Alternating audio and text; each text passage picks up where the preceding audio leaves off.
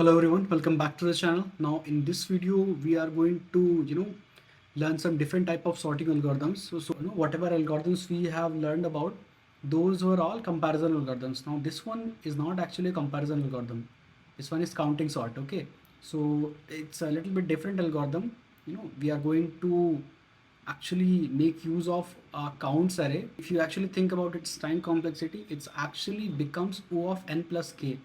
I'm going to tell you what that k is. Okay, that in the end becomes O of n, so which is actually better than quick sort, but still there are a lot of limitation with counting sort.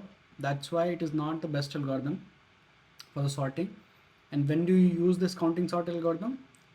When there are most of the positive integers are there and most of the values are present. So how do you actually implement this counting sort algorithm, right? So as you can see, we have two arguments now. Earlier we had only one argument, right?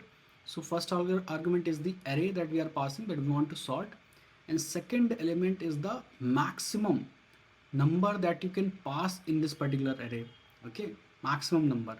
Let's start with the implementation so that I can show you what we are actually doing there. Now this is the max value. Okay, so let's take that count array first that we are talking about.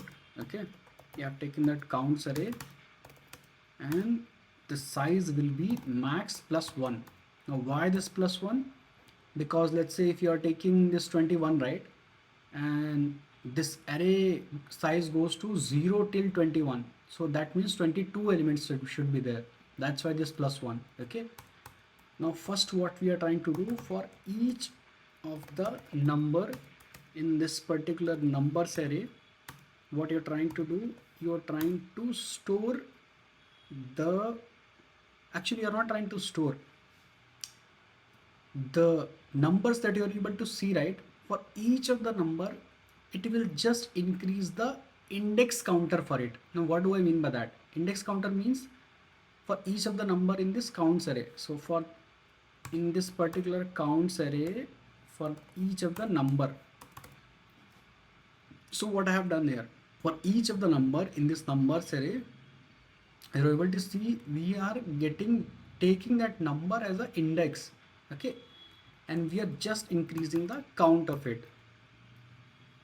So let's say if you have 3 4s in this particular array, the count of that 4 index will be 3 here. Okay, so that's how we are making use of this counts array. Okay, now what you're supposed to do, we are taking another variable k, which we'll use for our result array. Okay, after the sorting the array that we are going to get, and we are going to store the result in this numbers array only. Okay, let's write those two loop. I is equal to 0, I is less than count dot length, another array. So now another loop, ij is equal to 0, j is less than counts of I. So I hope you understood what we are doing, right? Once we are able to increase that particular index value in this particular count array, the index we already know they are sorted, right? 0 till that particular element. So all we are supposed to iterate our counts array, and we are supposed to print the number of counts. That's it, nothing else.